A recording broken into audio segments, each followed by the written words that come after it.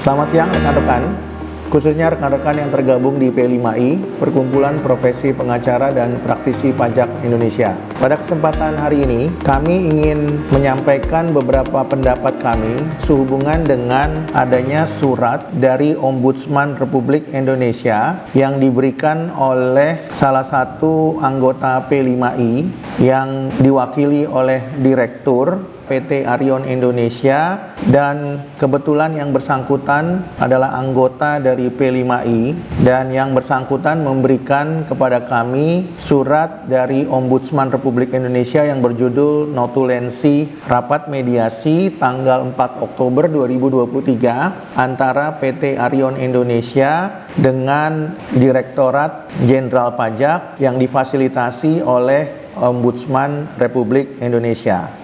Nanti kami akan sampaikan kepada rekan-rekan suratnya yang akan ditampilkan di dalam screen yang dapat dilihat oleh rekan-rekan. Intinya, notulensi rapat mediasi ini dibuat oleh Ombudsman Republik Indonesia sebagai fasilitator antara pihak pelapor, yaitu PT Arion Indonesia, dengan pihak terlapor, yaitu Direktur Jenderal Pajak. Dalam hal ini, Ombudsman tentunya telah menerima laporan dari wajib pajak PT Arion Indonesia terkait dengan dugaan maladministrasi yang dilakukan oleh Direktur Jenderal Pajak yang telah dilakukan dalam proses pemeriksaan pajak oleh tim pemeriksa pajak di Kanwil DJP Jawa Timur 3. Oleh karena itu, mari sama-sama kita lihat surat notulensi rapat mediasi yang telah diberikan PT Arion Indonesia kepada kami, dan kami akan memberikan pendapat hukum atau legal opinion sebagai berikut. Kalau rekan-rekan lihat surat yang ada di layar rekan-rekan, maka judul surat itu adalah notulensi rapat mediasi yang diselenggarakan pada hari Rabu tanggal 4 Oktober 2023 pukul 10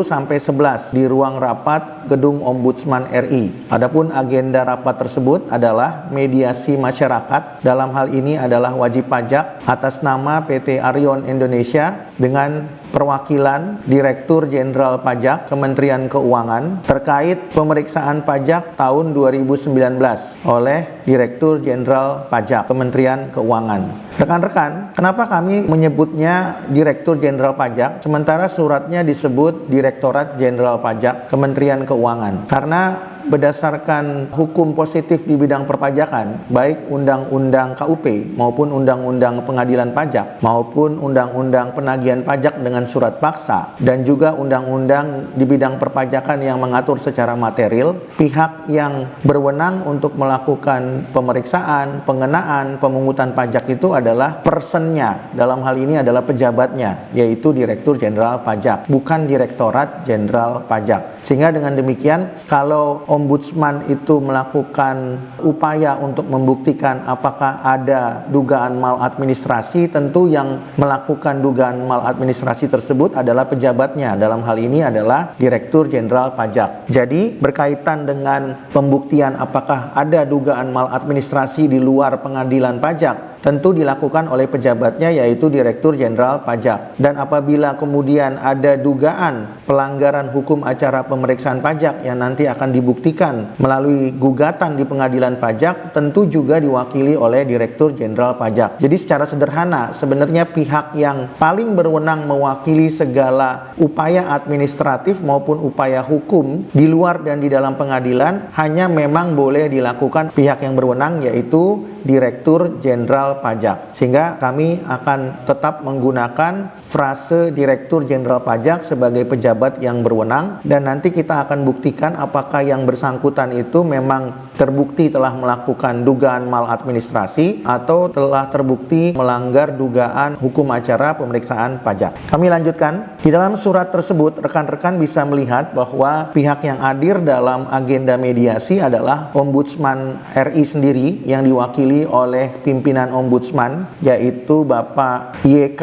Hendra Fatika sebagai salah satu anggota Ombudsman RI yang membidangi masalah perpajakan sehubungan dugaan maladministrasi oleh Direktur Jenderal Pajak. Kemudian yang kedua adalah wajib pajak itu sendiri, yaitu PT Arion Indonesia. Dan yang ketiga adalah Direktur Jenderal Pajak yang diwakili oleh Kakanwil DJP Jawa Timur 3, yang biasanya yang bersangkutan adalah eselon 2. Kemudian tim pemeriksa pajak dari Kanwil DJP Jawa Timur 3 dan juga tim Biro Hukum Direktorat Jenderal Pajak yang biasanya berada di kantor pusat di Jakarta. Kemudian rekan-rekan, selain daripada pihak yang hadir telah dijelaskan, maka selanjutnya kami akan sampai kepada pembahasan. Adapun pembahasan dari mediasi tersebut dimulai daripada pengantar dari Ombudsman. Pengantar dari Ombudsman RI tujuannya adalah untuk memberikan pencerahan bahwa Ombudsman itu mempunyai kewenangan sekaligus tugas dalam melaksanakan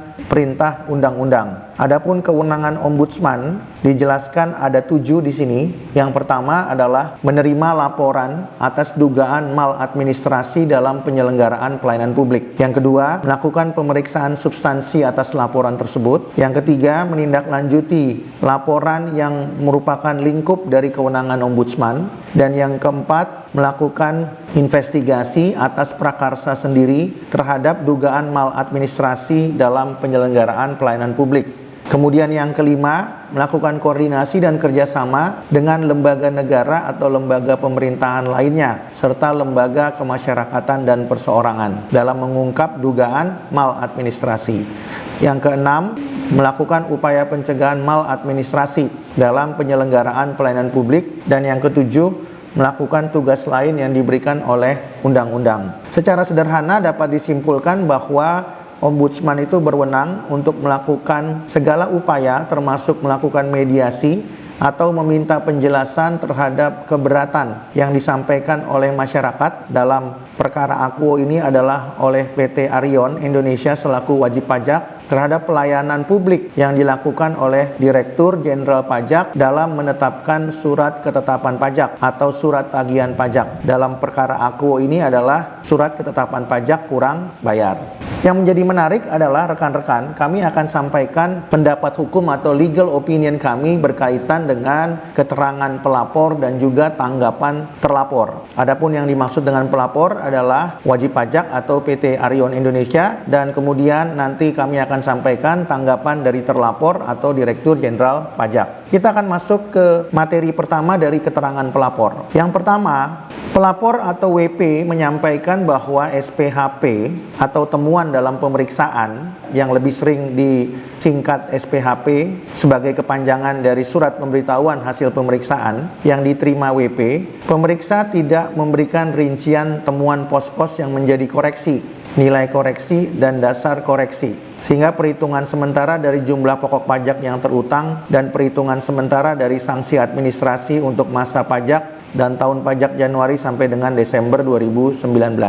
Rekan-rekan, berdasarkan keterangan pelapor atau WP PT Arion Indonesia, SHP daripada terlapor ini tidak jelas. Kenapa? Karena koreksinya tidak rinci. Oleh karena itu, berdasarkan informasi yang disampaikan oleh WP kepada kami bahwa terlapor ini tidak memberikan KKP, padahal sudah diminta oleh pelapor. Alasan pelapor meminta KKP adalah karena SPHP-nya tidak jelas, namun tetap tidak diberikan oleh terlapor. Ini yang jadi persoalan sering di lapangan, rekan-rekan. Kenapa menjadi persoalan di lapangan? Karena menurut terlapor, KKP itu bukan merupakan hak daripada pelapor. Sementara hak dari pelapor hanya SPHP. Yang menjadi pertanyaan, bagaimana kalau SPHP-nya tidak lengkap? Bagaimana kalau SPHP-nya tidak jelas? Apakah WP tetap punya hak untuk meminta KKP? Kalau kemudian terlapor mengatakan itu bukan hak, apakah itu artinya bahwa KKP itu tidak bisa dimohonkan atau diminta? Apakah itu kemudian tidak bisa diberikan meskipun telah dimohonkan secara tertulis atau secara lisan oleh WP kepada terlapor? Ini yang menjadi persoalan di lapangan dan sering terjadi benturan atau konflik ya. Menurut kami hal ini tidak perlu terjadi kalau terlapor atau Direktur Jenderal Pajak itu dengan mudah memberikan KKP. Karena KKP itu bukan rahasia, apalagi KKP itu merupakan hasil olahan data atau informasi yang diberikan WP kepada DJP atau Direktur Direktur Jenderal Pajak. Sehingga dengan demikian,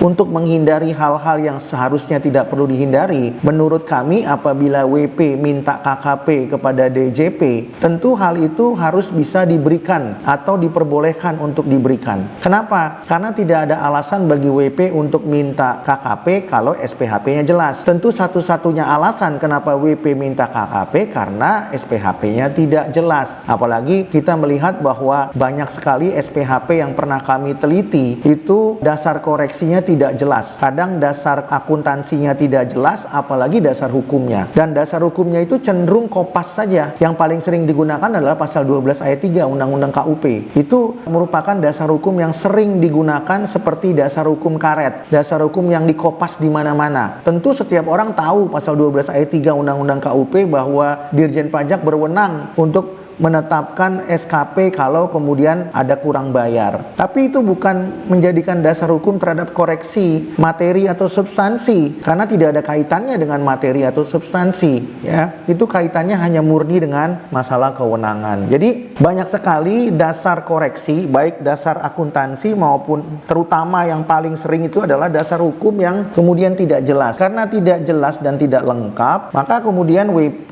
meminta KKP.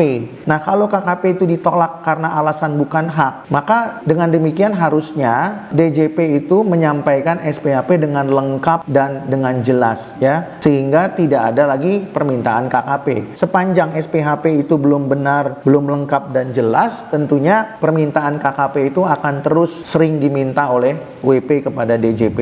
Dan menurut kami PMK ini harus dilakukan revisi sehingga dengan demikian KKP itu menjadi hak bagi wajib pajak dan tentunya harus atau wajib diberikan apabila telah diminta atau dimohonkan oleh wajib pajak, supaya ada kepastian hukum bagi wajib pajak, terutama keadilan, karena kami berkeyakinan SPHP itu tidak sempurna dan kami berkeyakinan tidak sedikit SPHP yang dibuat itu secara tergesa-gesa atau terburu-buru sehingga dasar koreksi materi maupun dasar koreksi hukumnya tidak benar, lengkap dan jelas. Kami lanjutkan. Kemudian di poin nomor 2 dari keterangan WP adalah WP telah meminta penjelasan terhadap prosedural tata cara pemeriksaan yang sesuai dengan peraturan perundang-undangan, karena menurut WP tim pemeriksa telah melanggar tata cara persyaratan formil dalam melakukan pemeriksaan.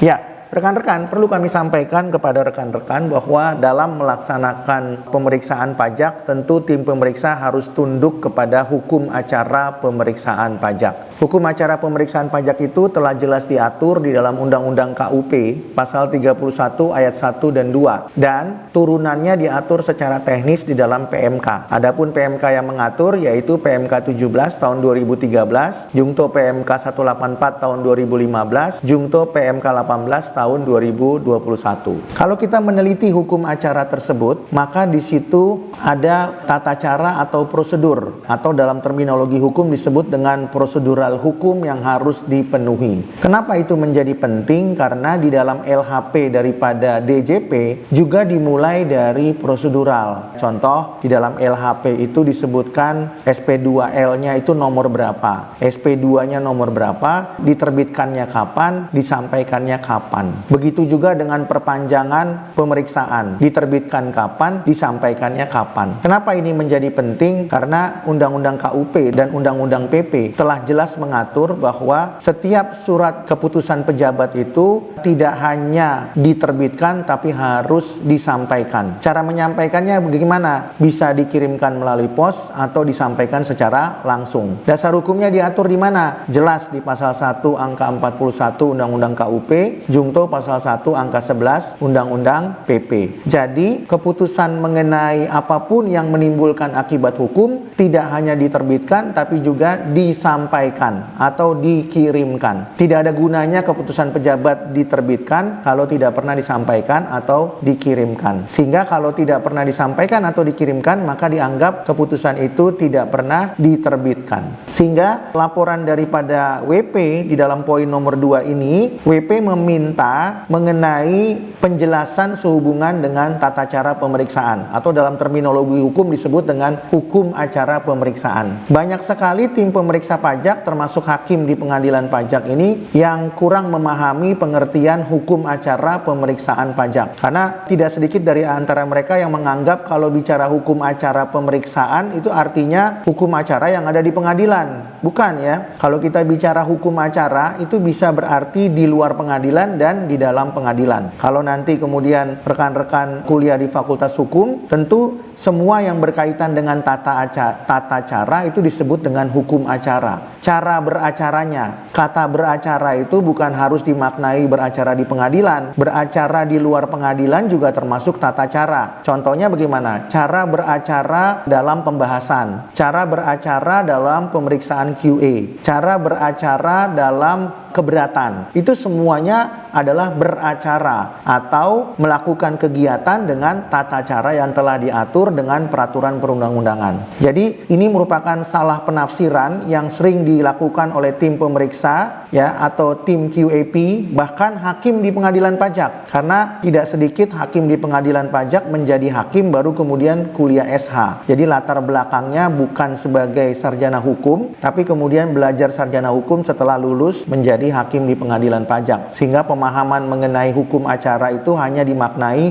di pengadilan, tidak bisa dimaknai di luar pengadilan. Padahal yang dimaksud dengan beracara itu adalah suatu kegiatan yang harus dilakukan atau proses hukum yang harus dilakukan berdasarkan hukum yang berlaku atau berdasarkan hukum positif yang mengatur mengenai hal tersebut. Sehingga ketika WP meminta penjelasan mengenai hukum acara, namun DJP atau terlapor ini tidak memberikan penjelasan mengenai hukum acara pemeriksaan pajak dengan jelas. Kalau ini yang dipersoalkan, menurut kami tentu ada dua perspektif yang bisa kami sampaikan. Yang pertama, negara kita adalah negara hukum, maka setiap peraturan perundang-undangan yang diterbitkan dianggap setiap orang harus mengetahuinya. Itu yang disebut dengan teori fiksi dalam negara hukum. Sehingga dengan demikian tidak ada kewajiban bagi terlapor atau Direktur Jenderal Pajak untuk memberitahukan. Namun, kalau kita bicara perspektif daripada asas-asas umum pemerintahan yang baik, di mana dalam salah satu asasnya disebutkan di situ ada asas pelayanan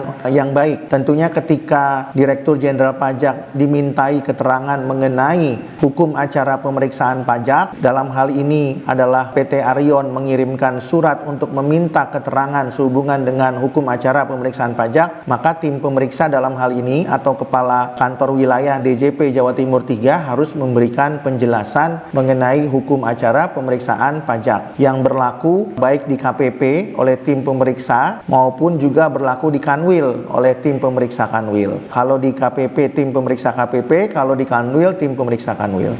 Sehingga dengan demikian asas-asas umum pemerintahan yang baik dapat dipenuhi. Namun demikian faktanya menurut keterangan WP kepada kami ternyata DJP tidak memberikan informasi sehubungan dengan hukum acara pemeriksaan pajak tersebut. Ya, tentu ini tidak sesuai dengan asas-asas umum pemerintahan yang baik. Kemudian yang ketiga, WP menyampaikan bahwa banyak pengusaha yang ingin memajukan UMKM takut jika omset di atas 4,8 M karena akan dikenakan tarif 22% untuk PPh badan, lebih tinggi dibandingkan dengan PPh final 0,5%. Ketakutan ini mengakibatkan pengusaha di Indonesia dapat kalah bersaing dengan pengusaha di luar negeri. Ya, WP ingin mengatakan bahwa kalau kemudian omset daripada WP itu di atas 4,8 miliar, maka WP itu harus dikenakan WP normatif ya, tidak bisa dijadikan WP dengan PPh final. Kalau WP-nya WP umum atau WP yang normatif, maka berlaku PPh badan dengan tarif 22% ya, yang dulu 25% turun menjadi 22%. Namun kalau UMKM hanya dikenakan PPh final 0,5%. Tanggapan kami atas pernyataan ini tentunya kalau kita bicara mengenai laporan SPT khususnya mengenai PPh badan, tentu menurut kami WP harus melaporkan PPh badan itu sesuai dengan keadaan yang sebenarnya. Kalau memang sudah mencapai 4,8 miliar, mau tidak mau WP tidak punya pilihan untuk melaporkan PPh badan final 0,5%, tapi harus melaporkan PPh badan dengan tarif umum 22%. Jadi menurut kami apa yang disampaikan WP menjadi kurang tepat karena seharusnya WP melaporkan keadaan WP yang sebenarnya. Kalau memang WP itu sudah menjadi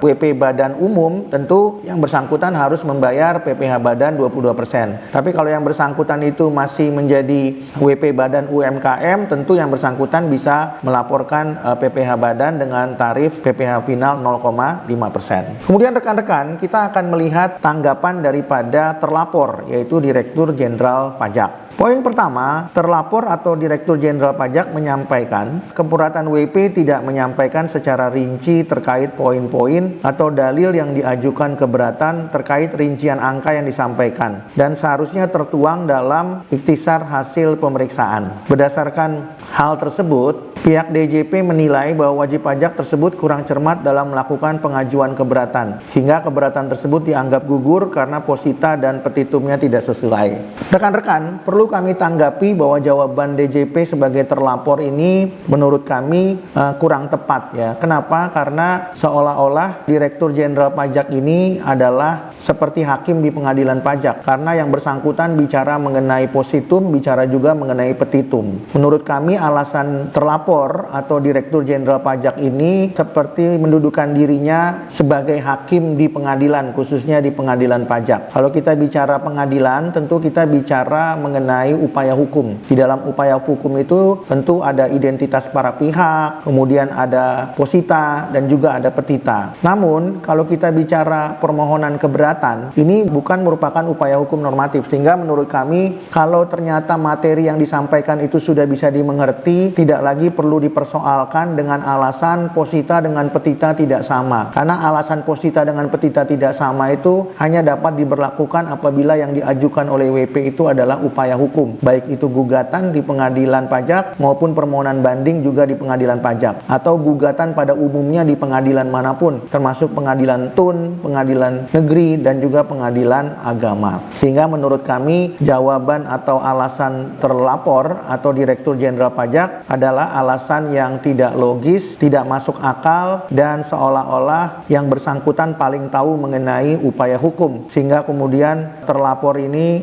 menggunakan jawaban atau tanggapan bahwa posita dan petitanya pelapor itu tidak sinkron atau tidak bersesuaian ya. Dan menurut kami ini hanya merupakan alasan saja, tidak mencerminkan adanya pelayanan yang baik kepada masyarakat, sehingga menurut kami bertentangan dengan asas-asas umum pemerintahan yang baik, yaitu memberikan pelayanan kepada masyarakat. Kami lanjutkan poin nomor 2. Di dalam poin nomor 2, terlapor atau Direktur Jenderal Pajak yang mengatakan bahwa prosedur pemeriksaan yang dilakukan oleh tim pemeriksa di Kanwil DJP Jatim 3 tidak ditemukan adanya masalah hingga terbit produk hasil pemeriksaan, sehingga untuk materi dapat dibawa kepada prosedur keberatan, di mana informasi dari tim Kanwil DJP Jatim 3 akan membantu dalam penanganan keberatan pelapor selaku wajib pajak tersebut. Kami perlu sampaikan kepada rekan-rekan jawaban terlapor atau Direktur Jenderal Pajak nomor 2 adalah jawaban yang sangat jauh dari jawaban yuridis dan tidak memberikan edukasi kepada masyarakat. Bahkan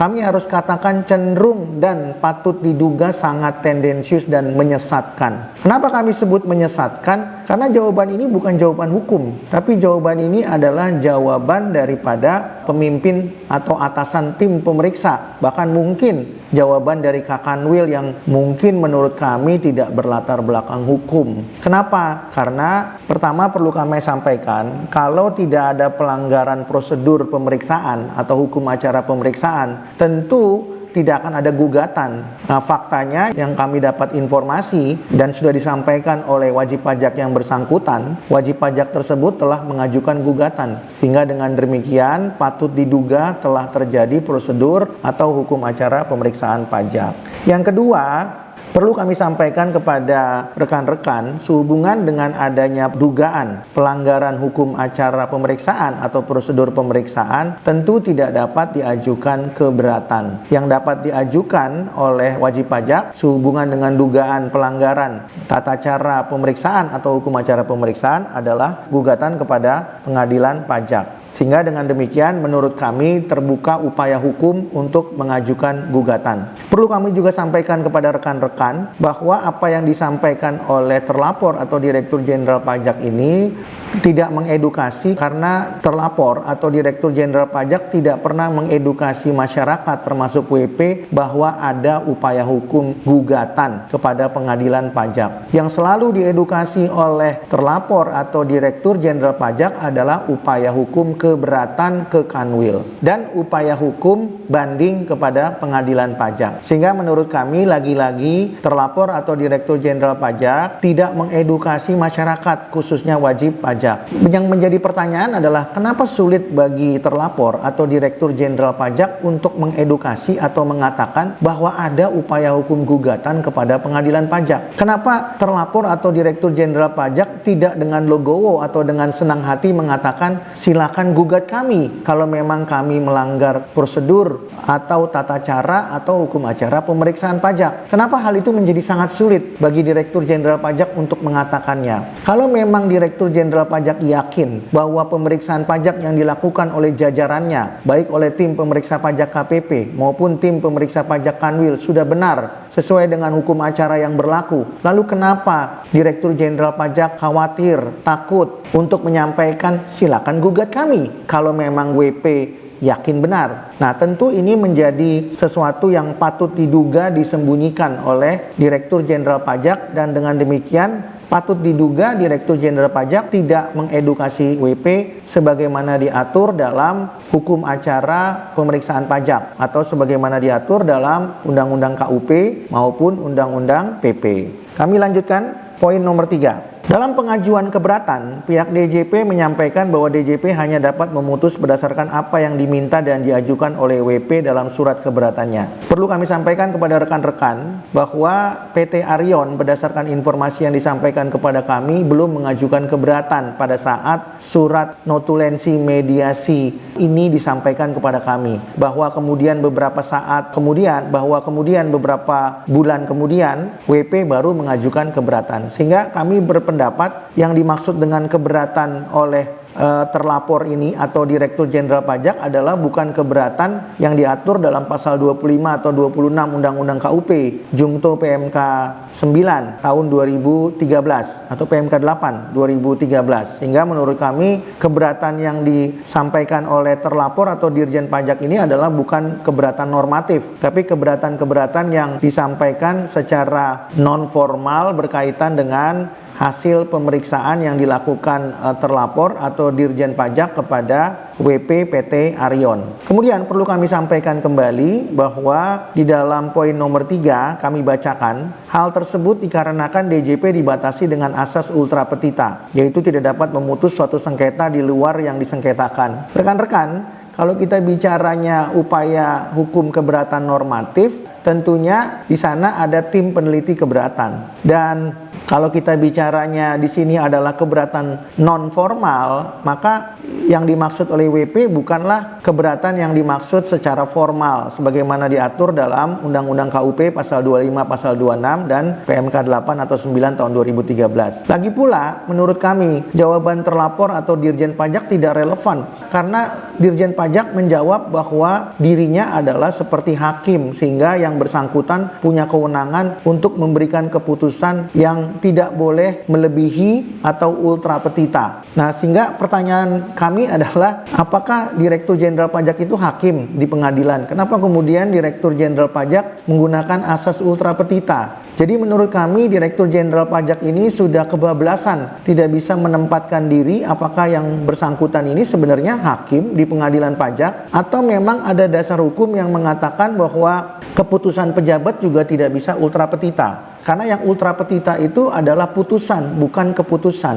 Nah, sehingga dengan demikian Direktur Jenderal Pajak harus memberikan penjelasan lebih lanjut lagi. Ya, di mana dasar hukumnya keputusan itu tidak boleh ultra petita. Sementara menurut kami yang tidak boleh ultra petita itu adalah putusan. Baik itu putusan pengadilan pajak maupun putusan lain seperti putusan perdata. Kemudian kami lanjutkan. Pihak DJP menyampaikan bahwa masih membuka ruang untuk wajib pajak dalam mengajukan keberatan secara prosedural dan diharapkan dapat mencapai mufakat. Sehingga dari pernyataan ini telah jelas bahwa keberatan yang diajukan oleh WP PT Arion ini bukan keberatan formal, tapi keberatan non formal. Yang jadi pertanyaan, kenapa Dirjen Pajak menyampaikan asas ultra petita terhadap pengajuan keberatan non formal? Ya, yang formal saja tidak diatur dasar hukumnya, apalagi yang non formal. Nah, ini PR bagi Dirjen Pajak untuk bisa menjelaskan nih, kenapa jawabannya bisa seperti ini. Apalagi mungkin menurut kami yang merangkum ini adalah tim Biro Hukum Kanwil DJP 3 yang mempunyai kompetensi dan yang mempunyai keahlian di bidang hukum ya. Tapi menurut kami apa yang disampaikan di dalam keterangan ini jauh daripada materi atau asas-asas hukum yang berlaku. Kemudian yang keempat, terlapor atau Dirjen Pajak ya mendalilkan terhadap pemeriksaan yang dilakukan oleh pemeriksa yang katanya menurut wajib pajak melebihi ketentuan batas waktu. Hal tersebut lebih kepada indikator kinerja dan pemeriksa tersebut. Jadi rekan-rekan, terlapor atau Dirjen Pajak ingin mengatakan bahwa melakukan pengujian pemeriksaan melebihi 6 bulan itu meskipun telah diatur dalam PMK yang merupakan amanat dari Undang-Undang KUP tidak masalah. Jadi sebenarnya Dirjen Pajak ingin mengatakan melanggar hukum itu tidak masalah. Karena kan PMK adalah salah satu turunan hukum dari Undang-Undang KUP. Jadi kalau melanggar PMK sama dengan melanggar KUP. Lalu Dirjen Pajak ingin mengatakan sebenarnya melanggar hukum itu tidak masalah meskipun kita tinggal di negara hukum. Nah, ini yang harus diluruskan rekan-rekan. Dalil nomor 4 ini sangat menciderai konstitusi kita. Dan kami harus sampaikan kepada rekan-rekan. Dan kalau perlu Direktur Jenderal Pajak harus memberikan pertanggungjawaban. Sekali lagi kami sampaikan bahwa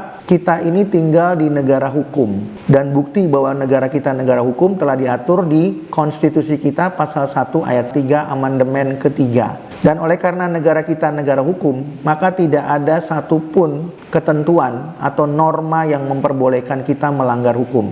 Apalagi kalau kita bicara lebih lanjut mengenai teori negara hukum, rule of law, yang telah digagas oleh Albert Van Dissy sebagai profesor vinerian hukum di Inggris yang merupakan cikal bakal daripada teori negara hukum. Di dalam teori negara hukum itu telah jelas disebutkan bahwa negara yang menganut prinsip rule of law harus menerapkan 3 unsur, yaitu supremacy of law, due process of law, dan yang terakhir adalah equality before the law. Yang menjadi persoalan sekarang ini adalah due process of law. Di dalam due process of law telah diatur mengenai bagaimana prosedur hukum itu harus dilakukan dan pejabat harus tunduk. Salah satunya apabila pejabat melakukan pelanggaran terhadap prosedur hukum tersebut, maka keputusan atau tindakan tersebut harus dinyatakan batal demi hukum. Hal tersebut telah diterapkan ya di dalam hukum positif di Indonesia yang diatur dalam Undang-Undang Administrasi Pemerintahan, khususnya pasal 66 ayat 1 huruf B. Keputusan atau tindakan pejabat harus dinyatakan batal demi hukum apabila ada cacat prosedur.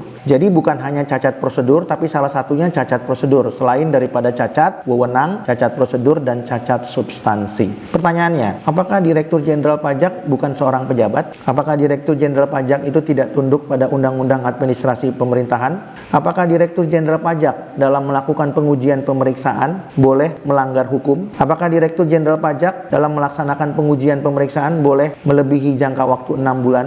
Padahal hukum dengan tegas mengatur pengujian hanya boleh dilakukan paling lama 6 bulan sesuai dengan amanat PMK dan Undang-Undang KUP.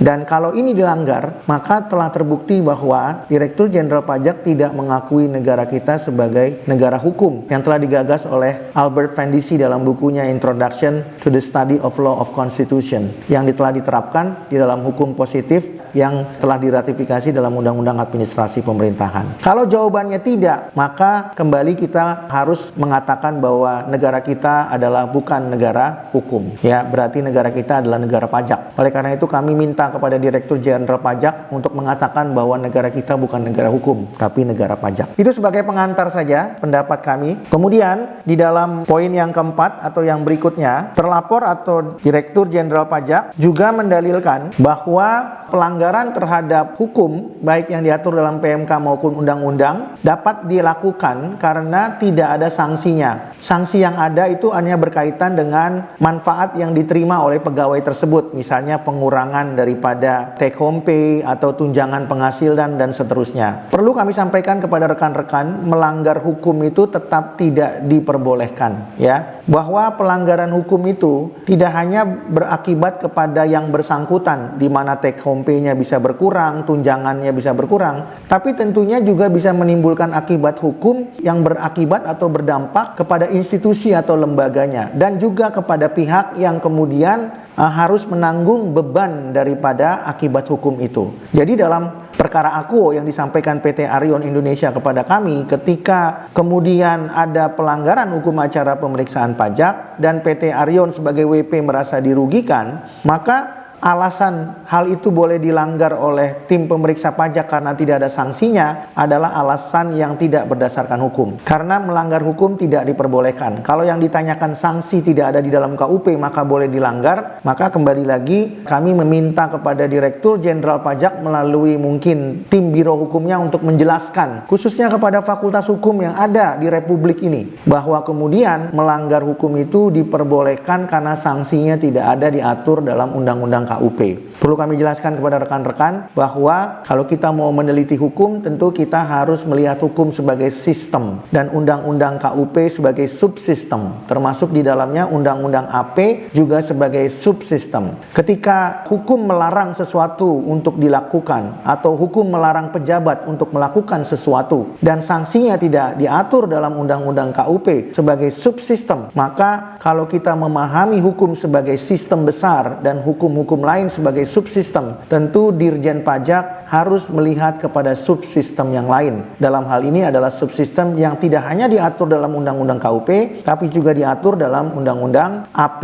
Sehingga di dalam Undang-Undang AP atau Administrasi Pemerintahan telah jelas dengan tegas diatur bahwa pejabat tidak boleh melanggar hukum atau peraturan perundang-undangan. Dan jika terbukti melanggar, maka keputusan atau tindakannya menjadi keputusan atau tindakan yang melampaui wewenang atau bertindak sewenang-wenang. Dan oleh karenanya, akibat hukum dari perbuatan atau tindakan atau keputusan yang melampaui wewenang atau sewenang-wenang menyebabkan keputusan atau tindakan tersebut menjadi tidak sah. Dan oleh karenanya, dengan putusan pengadilan harus dinyatakan batal. Nah, oleh karena itu, kalau Direktur Jenderal Pajak ingin mencari sanksinya, tentu dengan menggunakan pemahaman hukum sebagai sistem dan Undang-Undang AP sebagai subsistem, maka akan dapat ditemukan sanksinya. Sehingga dengan demikian, Direktur Jenderal Pajak tidak perlu memaksakan diri untuk mencari sanksi yang ada di KUP. Karena kalau Direktur Jenderal Pajak hanya mencari sanksi di Undang-Undang KUP, berarti Direktur Jenderal Pajak tidak menganggap hukum di Indonesia sebagai sistem dan tidak menganggap Undang-Undang AP sebagai subsistem, tapi hanya menganggap Undang-Undang KUP sebagai satu-satunya subsistem. Padahal hukum sebagai sistem telah dengan tegas dalam bukunya Profesor Ermi Warasi mengatakan, apabila kita ingin membuktikan sesuatu,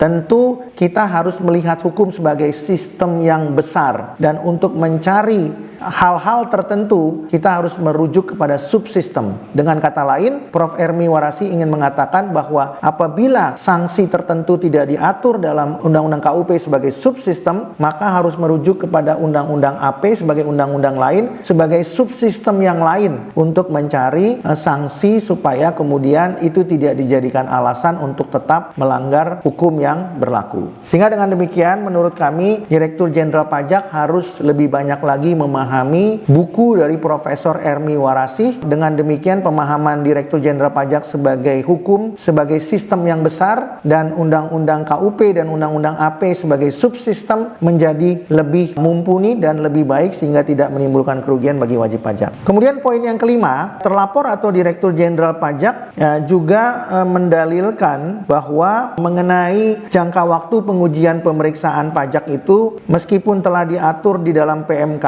tapi dapat diperpanjang melebihi 6 bulan. Dan itu telah diatur dengan tegas perpanjangannya di dalam PMK yang merupakan turunan daripada Undang-Undang KUP.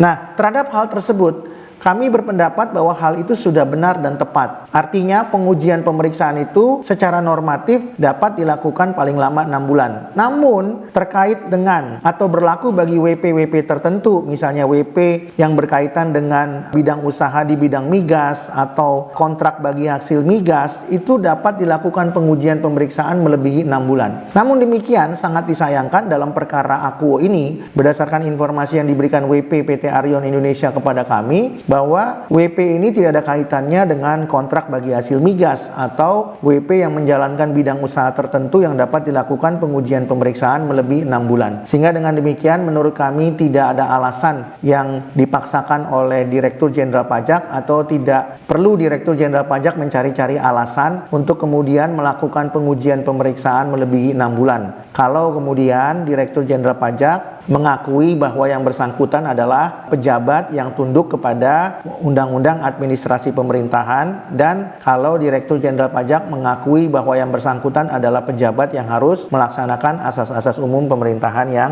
baik. Kemudian poin nomor 6, terlapor atau Direktur Jenderal Pajak juga mendalilkan bahwa sebenarnya Direktur Jenderal Pajak itu dapat melanggar hukum acara pemeriksaan pajak apapun kecuali terhadap dua hal. Yang pertama, tidak menyampaikan SPHP. Yang kedua, tidak melakukan pembahasan akhir hasil pemeriksaan.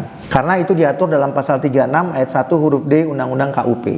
Rekan-rekan, dalil ini menurut kami sebagai seorang akademisi atau sebagai seorang praktisi sangatlah berpotensi tendensius dan patut diduga menyesatkan. Kenapa? Karena pasal 36 ayat 1 huruf D itu disebutkan Direktur Jenderal Pajak dapat membatalkan SKP apabila tidak dilakukan dua hal. Frase yang dibunyikan dalam pasal 36 ayat 1 huruf D itu adalah dapat. Artinya Dirjen Pajak bisa membatalkan, bisa juga tidak. Dengan kata lain, pasal 36 ayat 1 huruf D itu hanya mengatur mengenai kewenangan Dirjen Pajak. Meskipun telah terbukti bahwa tidak terdapat SPHP atau tidak diterbitkan dan disampaikan SPHP dan tidak dilakukan pembahasan, tidak juga pasti Direktur Jenderal Pajak akan melakukan pembatalan karena frase yang digunakan adalah dapat. Sehingga pasal 36 ayat 1 huruf D tidak memberikan rasa keadilan apalagi kepastian. Karena apa? Karena meskipun telah dapat dibuktikan tidak disampaikan SPHP dan telah dapat dibuktikan tidak dilakukan pembahasan, namun pasal 36 ayat 1 huruf D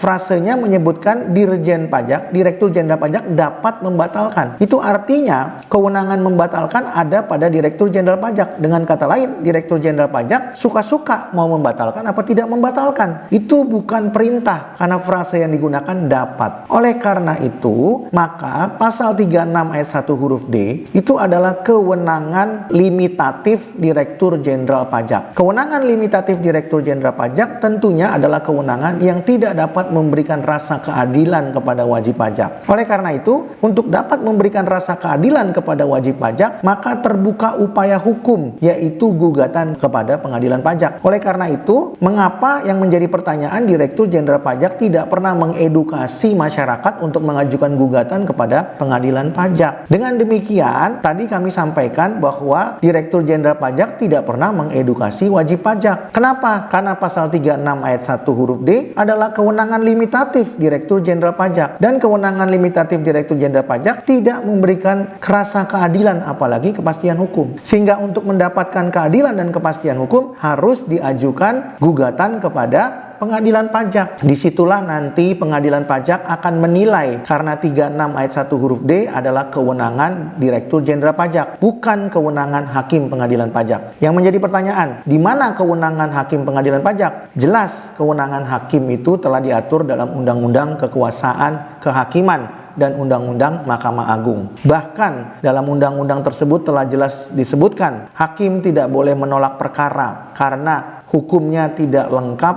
dan tidak jelas. Tapi hakim harus menggali nilai-nilai yang ada di dalam masyarakat dalam rangka memberikan rasa keadilan dan juga kepastian hukum. Apalagi hukumnya telah jelas. Dengan demikian, keadilan dan kepastian hukum itu dapat diberikan kepada pencari keadilan atau wajib pajak. Sehingga hakim tidak tunduk semata-mata kepada pasal 36 ayat 1 huruf D Undang-Undang KUP. Karena Undang-Undang KUP bukanlah payung hukum yang harus satu-satunya diikuti oleh hakim hakim di pengadilan pajak atau di pengadilan manapun. Tapi hakim dapat mengisi kekosongan hukum sehingga hakim mempunyai kewenangan yang lebih luas daripada Direktur Jenderal Pajak. Jadi sekali lagi rekan-rekan, pasal 36 ayat 1 huruf D Undang-Undang KUP adalah kewenangan limitatif Direktur Jenderal Pajak dan bukan kewenangan hakim. Dan oleh karenanya hakim tidak tunduk pada pasal 36 ayat 1 huruf D Undang-Undang KUP, tapi tunduk pada Undang-Undang Kekuasaan Kehakiman, juga tunduk pada Undang-Undang Mahkamah Agung. Kalau hukum positif telah mengatur, hukum material telah mengatur, ya hakim boleh tunduk. Namun demikian, kalau hukum material tidak mengatur, hukum formil juga tidak mengatur, maka hakim punya kewenangan untuk menemukan hukum sehingga hukum tersebut dapat mengisi kekosongan hukum dalam rangka memberikan keadilan dan kepastian bagi pencari keadilan.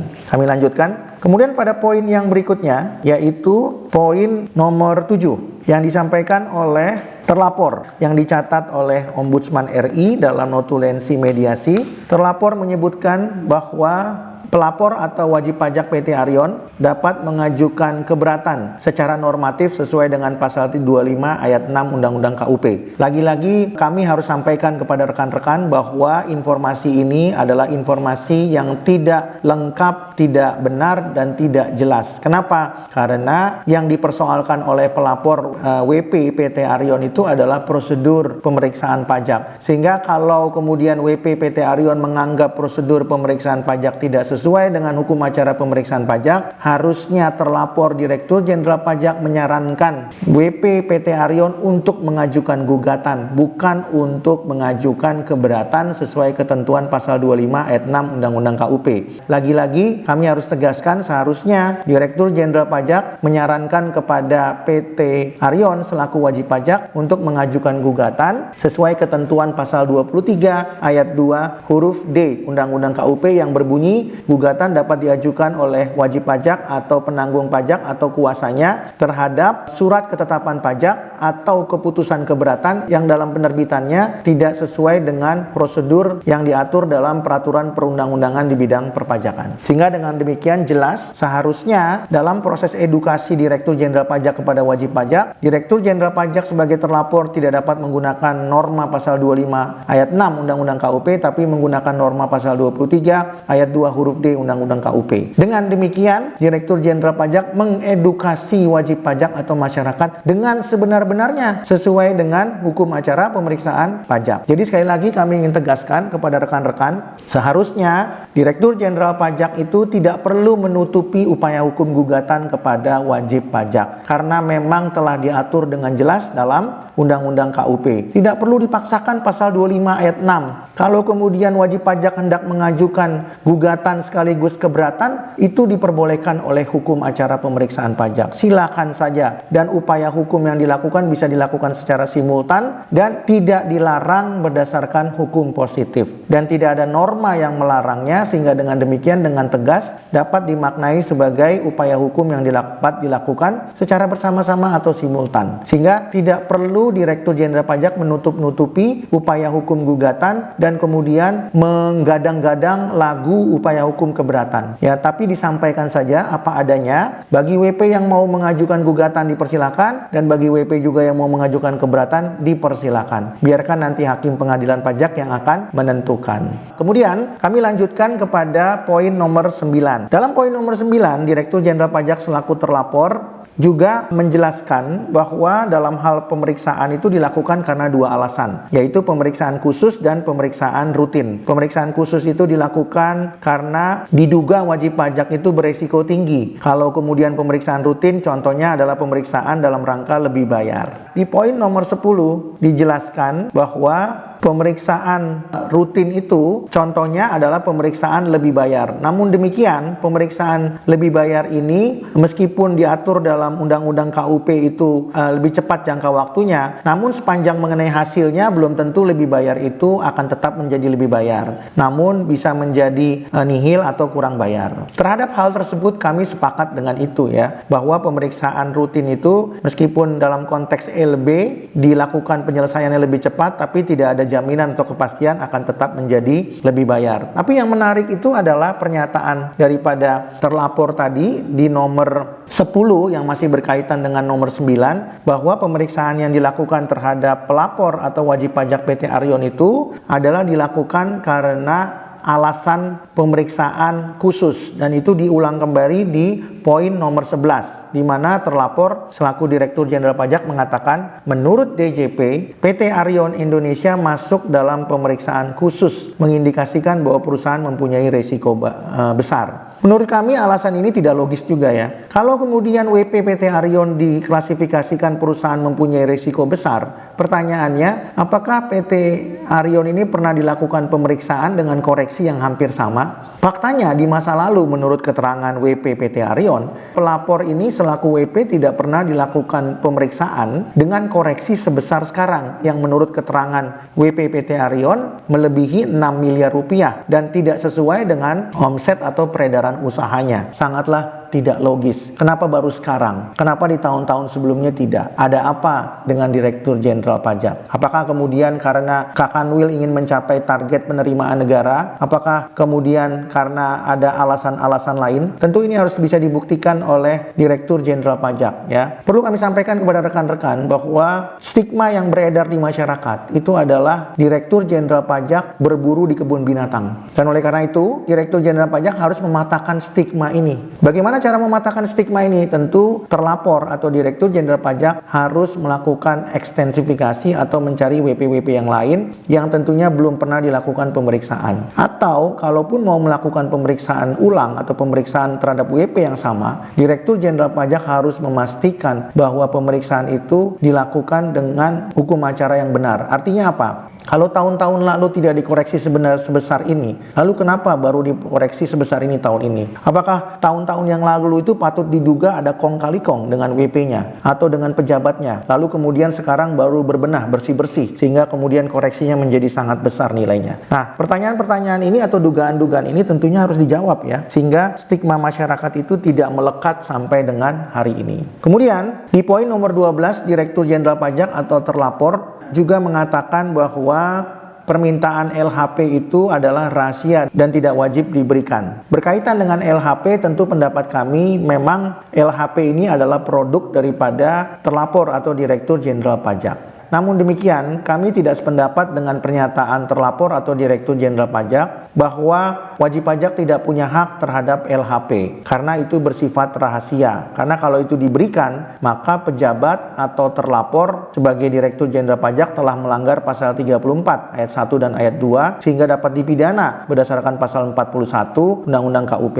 Menurut kami hal ini tidak logis. Kenapa? Karena meskipun LHP bukan merupakan hak wajib pajak seperti KKP, namun di dalam LHP itu mencerminkan atau menggambarkan seluruh aktivitas pemeriksaan pajak. Dan oleh karena itu, LHP merupakan alat bukti yang dapat membantu untuk membuktikan suatu perkara pajak terang benderang, baik dari segi formalitas maupun dari segi materi. Kalau rekan-rekan lihat, kami sudah sering mendapatkan LHP dari banyak WP yang ada di Republik ini. Kami sudah teliti semua LHP, ternyata isi LHP itu dimulai dari formalitas. Di situ terlihat dengan jelas mulai dari SP2L-nya disampaikan tanggal berapa, kemudian SP2-nya itu disampaikan tanggal berapa, kemudian apakah ada perpanjangan apa tidak, jika iya perpanjangannya berapa kali, apakah 1 kali, 2 kali, atau 3 kali, dan seterusnya. Sehingga hukum acara pemeriksaan pajaknya dapat terlihat dengan jelas. Kalau kemudian LHP itu berbeda dengan faktanya, maka patut diduga hukum acara pemeriksaan pajaknya telah dilanggar oleh Direktur Jenderal Pajak. Sehingga menurut kami LHP itu adalah salah satu alat untuk melakukan check and balance antara apa yang dilakukan pejabat kepada warga negara atau wajib pajak dan apa yang senyatanya dilaporkan pejabat kepada pimpinan atau atasannya, sehingga dapat dibuktikan ya apakah kenyataannya itu memang betul-betul dilakukan dan dilaporkan dalam LHP atau LHP itu hanya menggambarkan keadaan yang patut diduga adalah fiktif atau rekayasa, padahal tidak sesuai dengan kenyataannya di lapangan dan atau apa yang dilakukan tim pemeriksa pajak kepada wajib pajak. Dengan demikian, menurut kami, LHP itu bukan merupakan dokumen yang bersifat rahasia. Kenapa? Yang pertama, yang meminta atau memohon adalah wajib pajak itu sendiri. Yang kedua, di dalam LHP itu adalah seluruhnya dokumen yang diberikan atau disampaikan oleh wajib pajak atau kuasanya, termasuk informasi dan juga laporan yang disampaikan kepada WP maupun kuasanya kepada tim pemeriksa pajak. Berdasarkan pengalaman kami meneliti LHP dari banyak kasus di pengadilan pajak, hampir tidak ada yang rahasia karena semuanya sudah diketahui oleh WP atau kuasanya. Bahkan informasi yang disampaikan oleh pihak ketiga sekalipun itu sudah diketahui oleh WP. Pertanyaannya, di mana kerahasiaannya? Kalau kemudian Direktur Jenderal Pajak sebagai terlapor memberitahukan itu kepada WP PT Arion Indonesia, pertanyaannya, apakah ada hal yang baru? Kalau tidak ada hal yang baru, pertanyaan berikutnya, di mana kerahasiaannya? Seluruhnya sudah diketahui oleh WP. Pertanyaan berikutnya, kalau WP sudah tahu, kenapa WP masih minta? Tujuannya untuk memastikan bahwa apa yang dialami oleh WP adalah betul yang dilaporkan dalam LHP. Apalagi yang dialami oleh WP itu dibantah kebenarannya oleh pemeriksa pajak atau tim pemeriksa pajak. Oleh karena itu, untuk membuktikan ya apa yang dialami WP adalah benar, maka dibutuhkan alat bantu pengujian, yaitu LHP. Dengan demikian, menurut kami, LHP bukan merupakan dokumen rahasia. Dan kalau ini dianggap satu rahasia, menurut kami ini sesuatu yang berlebihan. Dan oleh karena itu, kalau memang tetap dipaksakan bahwa ini adalah dokumen rahasia, maka kami menyarankan kepada Direktur Jenderal Pajak untuk melakukan perubahan terhadap PMK, khususnya PMK 17, 184, dan PMK 18. Kemudian, masih dalam poin nomor 12, tentunya selain daripada wajib pajak PT Arion itu dapat melakukan pembahasan hasil pemeriksaan, wajib pajak PT Arion juga seharusnya dapat mengajukan pemeriksaan QA. Namun, WP PT Arion tidak mengajukan pemeriksaan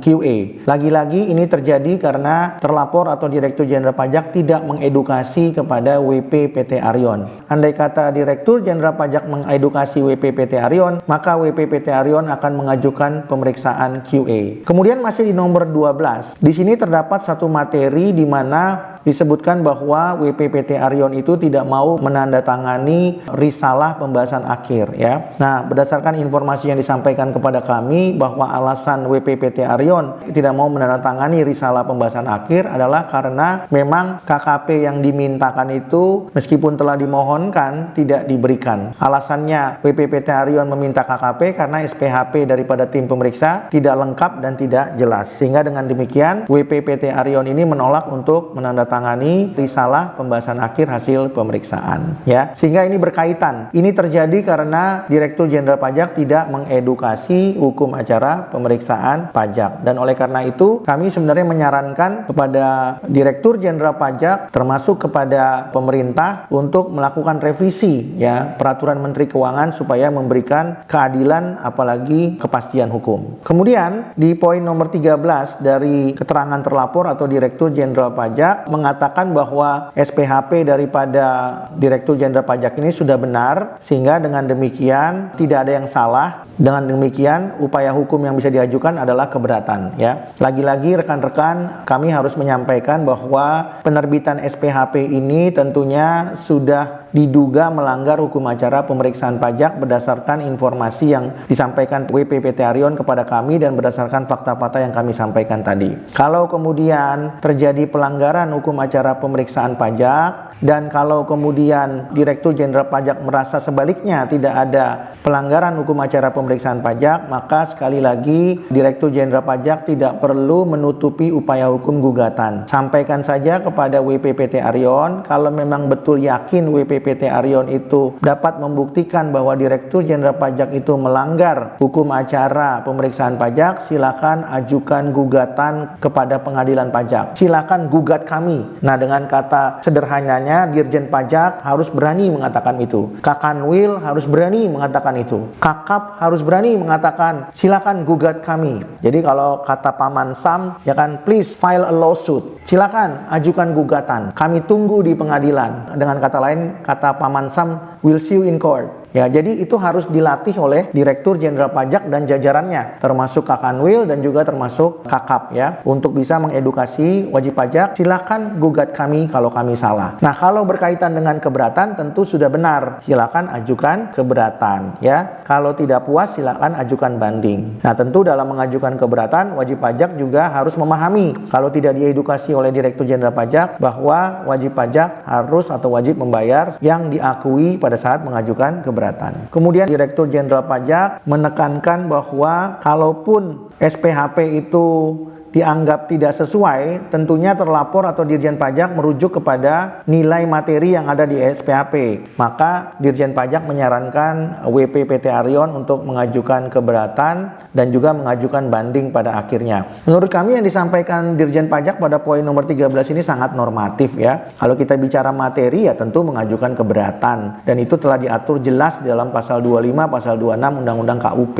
Dan kalau tidak puas silakan mengajukan banding. Tapi sekali lagi kami mau tekankan, Direktur Jenderal Pajak tidak transparan terhadap upaya hukum gugatan. Ya, kami ingin menekankan sepertinya Direktur Jenderal Pajak ini sangat sensitif dan sangat alergi dengan upaya hukum gugatan. Yang kami mau tekankan mulai dari sekarang, Direktur Jenderal Pajak tidak perlu khawatir dengan gugatan. Lagi-lagi saya mau mengutip narasi daripada Uncle Sam atau Paman Sam yang mengatakan silakan gugat kami. Kalau perlu diperjelas, Direktur Jenderal Pajak harus mengatakan dengan jelas, silakan gugat kami di Pengadilan Pajak, atau silakan gugat kami di Pengadilan Tun, atau silakan gugat kami di Pengadilan Negeri. Sepanjang memang terbuka upaya hukum dan sepanjang pencari keadilan hendak mencari keadilan, segala upaya dipersilahkan. Menurut kami itu yang harus dilakukan. Jadi tidak perlu hanya menekankan lagi-lagi keberatan dan banding ya, seolah-olah tidak ada upaya hukum yang lain. Dan terutamanya Direktur Jenderal Pajak juga harus mengedukasi bahwa masih ada upaya hukum lain kalaupun tidak dilakukan keberatan dan banding. Contohnya adalah pengurangan penghapusan sanksi sesuai ketentuan pasal 36 ayat 1 huruf A Undang-Undang KUP. Juga ada pembatalan SKP, juga ada pembatalan STP yang tidak benar. Sehingga masih banyak upaya hukum yang lain. Selain itu juga ada pembetulan pasal 16 ya. Pembetulan pasal 16 karena salah menerapkan hukum, salah menghitung dan salah menulis. Masih ada banyak upaya hukum yang bisa dilakukan, dan ini menurut kami sesuai dengan asas-asas umum pemerintahan yang baik merupakan tugas daripada Direktur Jenderal Pajak untuk mengedukasi wajib pajak atau masyarakat yang kemudian sedang dilakukan pemeriksaan pajak. Nah, oleh karena itu berkaitan dengan poin nomor 13 keterangan terlapor atau Direktur Jenderal Pajak tidak sesungguhnya benar dan tidak bersifat edukatif ya, tapi cenderung mendangkalkan pemahaman wajib pajak. Sehingga berkaitan dengan itu di nomor 14 lagi-lagi Direktur Jenderal Pajak mengulang supaya wajib pajak PT Arion mengajukan upaya hukum keberatan dan banding. Keberatan dan banding, dan menurut Dirjen Pajak itu sudah proper. Namun demikian menurut kami itu tidak proper dan kami sudah sampaikan alasannya tadi. Terakhir di poin nomor 15, Direktur Jenderal Pajak berjanji akan melakukan pembetulan sesuai dengan apa yang disetujui oleh wajib pajak PT Arion Indonesia dalam pembahasan. Dan menurut kami ini sudah dilakukan oleh Direktur Jenderal Pajak berdasarkan informasi yang disampaikan kepada kami. Namun menurut WP PT Arion, meskipun telah dilakukan pembetulan dalam bentuk SKP pembetulan secara jabatan, namun materi atau isinya tidak sesuai dengan materi atau isi yang disampaikan oleh WP PT Arion dalam pembahasan akhir hasil pemeriksaan. Dan menurut WP PT Arion, yang bersangkutan juga telah mengajukan gugatan bukan hanya terhadap SKP awal atau SKP umum atau SKP bukan pembetulan, tapi juga telah mengajukan gugatan terhadap SKP pembetulan. Nah, kemudian rekan-rekan di huruf C pada kesimpulan, Ombudsman menyimpulkan, menurut Ombudsman berdasarkan pemaparan dari DJP dapat disimpulkan bahwa SPHP tidak bisa dikoreksi dan langkah selanjutnya adalah WP dapat menempuh upaya hukum keberatan. Nah, tadi telah kami sampaikan bahwa kesimpulan ini adalah kesimpulan yang keliru.